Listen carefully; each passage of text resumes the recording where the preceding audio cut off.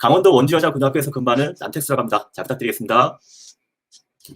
자, 제가 지금 준비한 주제는 구글 클래스룸입니다. 구글 클래스룸인데 사실 제가 주로 많이 활용했던 시트, 사이트, 폼즈 이런 내용들이었거든요. 근데 제가 클래스룸을 주제로 선정한 이유는 선생님께서 너무 많이 원하셔서, 그리고 또 특화된 강력한 기능들이 있어서 그걸 소개시켜 드리고자 제가 준비해봤습니다. 저는 우선 구글 에듀케이터 레벨 1 그리고 레벨 2를 최근에 취득하려고 하다가 우선 예정을 어쩔 수 없이 급하게 붙였는데요. 다음에는 이 예정을 떼고 좋은 모습으로 만나 뵙도록 하겠습니다.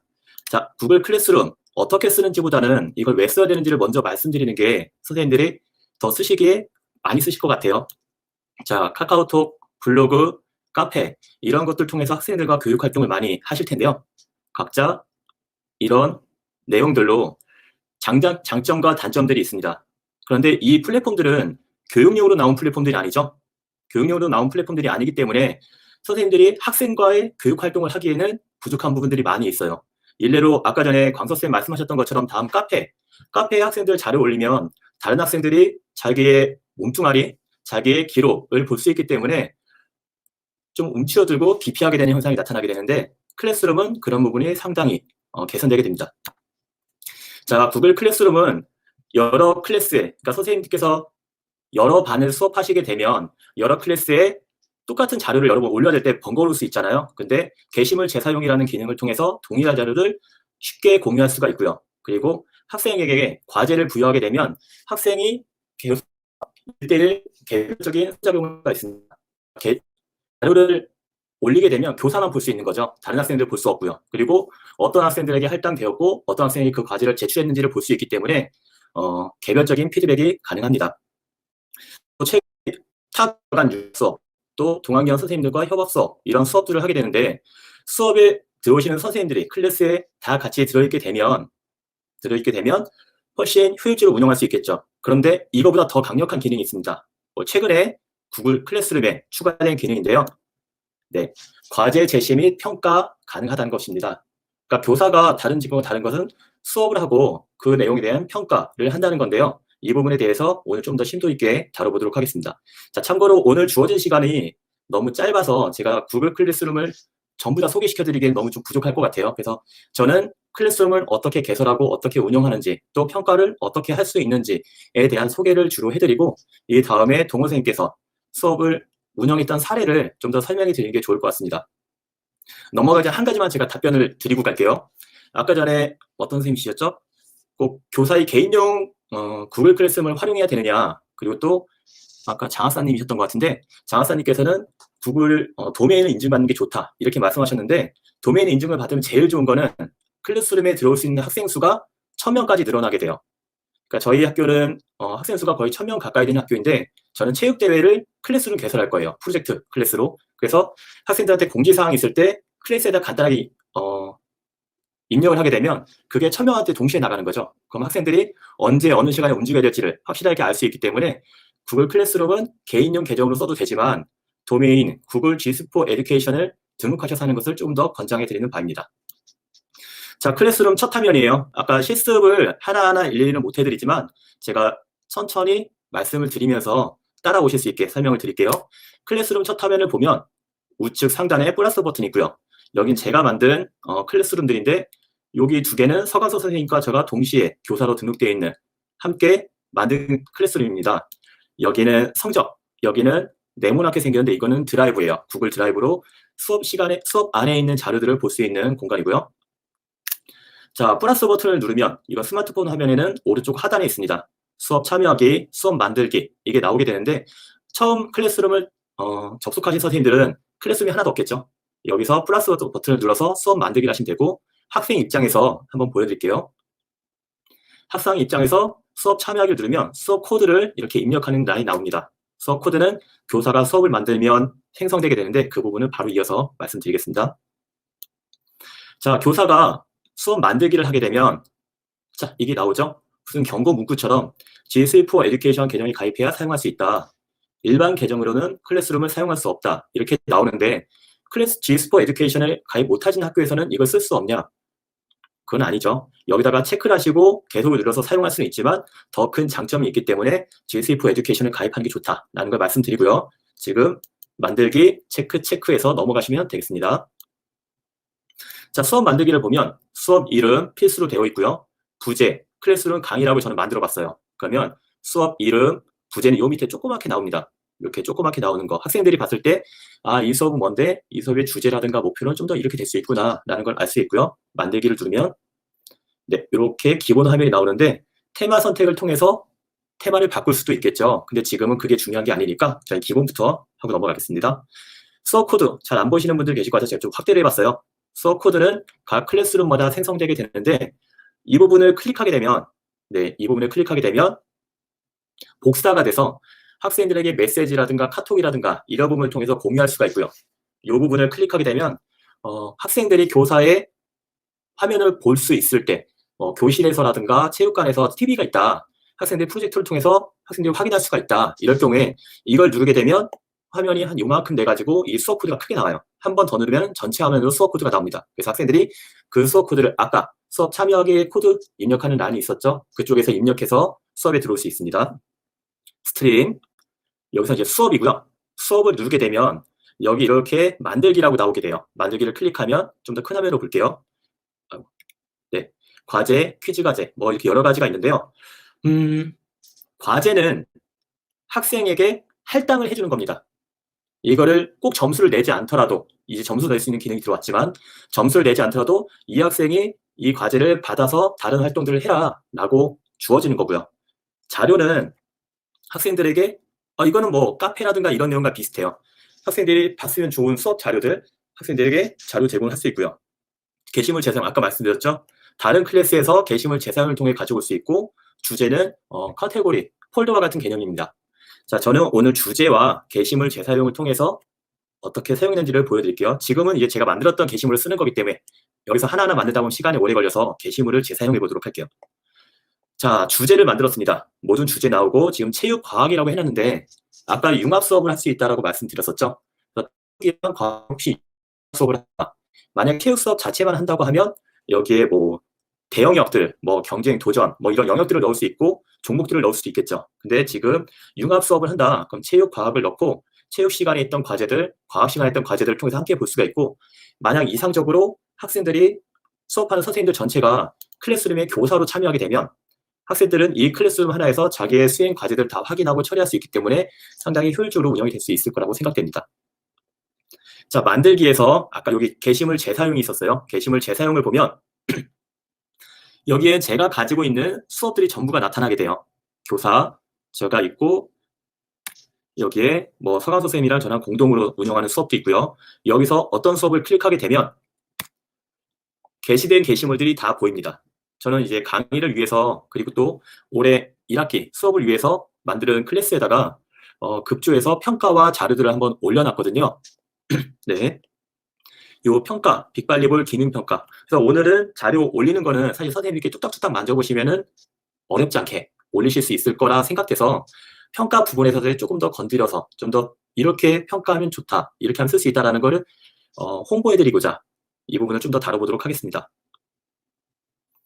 자, 제가 요 마크 이렇게 있는 이거는 과제예요. 그리고 요거는 자료입니다. 과제, 자료. 그래서 요 과제들은 학생에게 할당돼서 학생이 제출을 하고 교사가 그걸 채점할 수 있는 것들인데 먼저 저는 기능평가를 한번 해볼게요. 자, 화면이 잘 안 보이죠? 확대해서 보면 제가 그냥 단순하게 한번 만들어 봤어요. 빅발리볼 기능평가 영상 2개를 첨부. 이거는 스킬 챌린지 개념으로 시간 안에 얼만큼 빨리 안정성 있게 컨트롤해서 이동할 수 있는지를 봤던 거고요. 4개를 때린 영상, 이거는 정확도를 보통 결과 평가입니다. 그래서 여기 보면 어떤 수업에다가 옮길 건지 제가 아까 만든 체육 선생님을 위한 구글 라이브 클래스로 전체 학생들 대상으로 점수 100점, 빅발리볼 주제에 기준표까지 만들어놨던 게 과제 만들기 하면 이렇게 빅발리볼 기능평가 해서 들어가게 되고요. 저는 체육이랑 과학 주제를 만들었었기 때문에 이걸 드래그해서 이쪽으로 당기면 체육 주제 안에 이 빅발리볼 기능평가가 들어갈 수도 있게 되겠죠. 빅발리볼 기능평가. 자, 여기에 있는 빅발리볼 기능평가를 클릭하게 되면 바로 녹색 화면으로 이렇게 바뀌게 됩니다. 녹색 화면으로 바뀌는데 아까 전에 제가 과제를 만들 때 있었던 설명, 뭐 스킬 챌린지에 관련된 그리고 결과에 대한 이 2가지 기능들이 설명이 들어가 있고요. 이 기준표가 있습니다. 이 기준표는 제가 만들었었는데 아주 단순하게 쉽게 만들었었어요. 이걸 클릭해보면 이렇게 나옵니다. A, B, C, D, E 성취 수준, 그리고 점수 100점, 기준 다 나오게 됩니다. 그래서 스킬 챌린지 60점, 그리고 정확성, 그러니까 결과 40점 이렇게 해서 총 100점으로 만들었는데 이렇게 나오게 되고요. 학생들에게 할당하고 이 학생들이 제출한 다음에 제가 채점까지 완료했어요. 100점, 60점, 70점 뭐 이런 식으로 됐는데 학생들이 자기가 찍은 영상을 올리게 되고 저는 아까 만들었던 채점 기준표에서 클릭해서 50점, 20점, 총 70점 이렇게 됩니다. 전 이 밑에다가 댓글을 썼어요. 몇 개에서 몇 개 기준 때문에 너가 어떻게 되었다. 이 내용을 썼고 학생이 이 밑에 상호작용을 할 수가 있겠죠. 자, 여기서 잠깐만 멈춰서 생각해 볼게요. 여기 들으시는 선생님 중에서 이렇게 생각하시는 선생님도 계실 것 같아요. 굳이 우리 원래 했던 대로 평가 기준표 종이에다 적어서 평가표에다가 작성해가지고 그냥 엑셀에서 올리면 되잖아. 이거 하면 너무 시간 오래 걸리는 거 아니야? 그렇게 생각하실 수도 있는데 생각보다 되게 단순해요. 학생들이 올리는 영상을 보고 다 보고 기록하고 하면 시간이 좀 오래 걸리겠죠. 여태까지 저희가 기록했던 거 그대로 기록을 한 다음에 여기다가 띡띡 찍고 점수고요. 다음 학생 넘기고 띡띡 점수고요. 이런 식으로 하고 이 앞에 학생들이 제출한 영상을 이렇게 수행을 동작하는 것을 확인하고 평가에 대한 근거 자료로 활용할 수 있습니다. 학생이 자기가 활동을 어떻게 했는지 좀 궁금할 수 있잖아요. 그리고 나중에 제가 문제가 있었을 때 교사가 그 부분에서 명확하게 뭐랄까요? 설명해주고 그 부분에 대해서 좀 더 납득을 시킬 수 있는 자료가 필요한데 그런 평가 근거 자료로 활용할 수가 있을 것 같고요. 두 번째, 학생이 여기 밑에다가 자기의 내용에 대한 대답을 했고 그 내용에 대해 교사가 학생에게 이야기를 해줄 수 있기 때문에 점수나 개별적인 피드백을 확인하고 제공할 수가 있습니다. 근데 여기서는 너무 보수적으로 저희를 보호하기 위해서만 이 평가를 넣는 게 아니라 학생이 어떤 부분에서 잘못했는지 아니면 이런 부분을 좀 더 잘하면 더 잘 성장할 수 있을 것 같은데 만나는 학생마다 그걸 말해주기에는 피드백해주기에는 저희가 시간이 좀 많이 부족할 수 있잖아요. 체육 시간만으로는. 그래서 이 미리 기억하고 있다가 이 학생이 해주고 싶은 말이 있다라고 하면 여기 비공개 댓글이라고 있습니다. 비공개 댓글로 어떤 부분 때문에 잘해서 좋을 수 있다. 어떤 부분이 부족하니 다음엔 좀 더 노력해서 잘했으면 좋겠다. 혹은 연습을 엄청 잘했는데 시험 당일날 못 보내도 좀 가끔 있잖아요. 그럼 그럴 때는 좀 더 격려해서 실수를 줄일 수 있는 방법을 좀 더 피드백 주게 되면 네, 학생의 성장을 위한 평가가 될 수 있을 것 같습니다. 자, 마지막인데요. 기존에는 결과만 기록됐죠. 학생이 75점, 85점, 그러면 80점 이상이면 A, 뭐 60점 이상 8점이면 B, 뭐 이런 식으로 A, B 등급으로만 나오게 됐는데 이거는 과정이 기록됩니다. 아까 서두에 말씀드렸던 것처럼 LMS, 러닝 매니지먼트 시스템이 구축 그리고 확보하게 되는 건데요.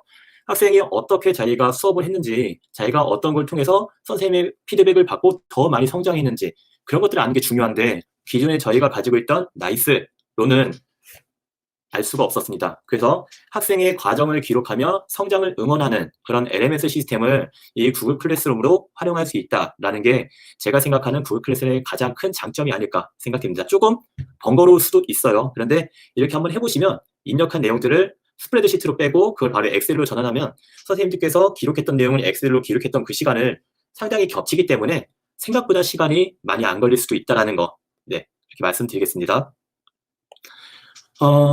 이것도 한번 확대해 볼게요. 학생이 언제 제출을 했고 제가 성적을 임시로 채점을 하고 채점을 제가 한번 잘못했어요. 그래서 채점 시간을 좀 더 올려줬죠. 그래서 최종적으로 어느 시간에 반환했는지가 나오기 때문에 학생이 총체적으로 내가 언제 냈고 어떤 선생님한테 피드백을 해서 어떻게 이렇게 투명하게 진행되는구나 라고 교사와 학생 간의 수업과 평가에 대한 신뢰 아니면 타당도, 공정성이 확보될 수 있을 것 같습니다. 상당히 좋은 것 같고요. 자, 이건 제가 서술형 평가를 한번 만들어 봤어요. 이거 조금 너무 급하게 만드느라 문제의 질이 조금 낮을 수도 있는데 한번 보여드리겠습니다. 요건 제가 수업 중에 학생들 찍었던 수업 영상이고요. 여기 관련된 뭐 기술 경기 내용을 분석하도록 제가 문제를 한번 만들어 봤어요. 근데 이 문제에 대해서 채점을 하는 방식, 그리고 점수 비교하는 방식을 바로 이어서 말씀을 드리겠습니다. 네, 채점 기준표 이렇게 나오고요. 학생이 과제를 제출했어요. 어떻게? 제가 냈던 거를 구글 문서로 내용을 복사해서 그 괄호 넣기로 그냥 했던 과정이거든요. 이걸 한번 크게 보여드릴게요. 저는 평가 기준표에 맞춰서 학생이 맞게 한 정답을 이렇게 보여줄 수 있고요.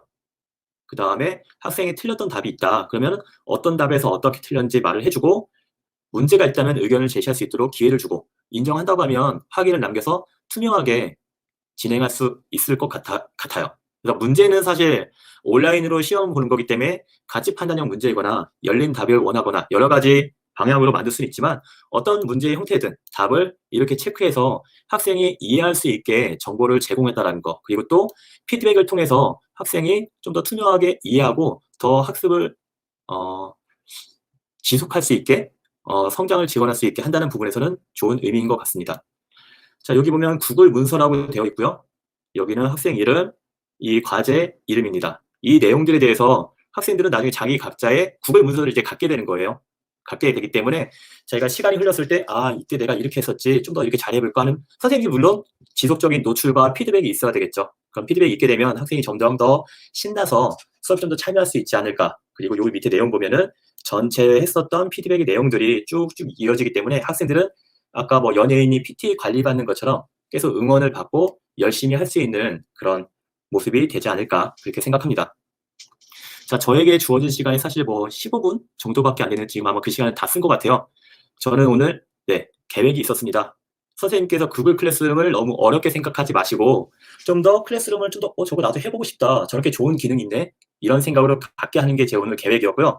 선생님들께서 좋아요와 구독을 통해서 이거 한번 더 많이 배우고 싶다라는 의사를 표현해 주시면 아까 말씀해 주셨던 것처럼 좀 더 재미있게 수업을 만들어서 운영을 해보도록 하겠습니다. 다음에 좋은 강의로 만나 뵐 수 있었으면 좋겠습니다.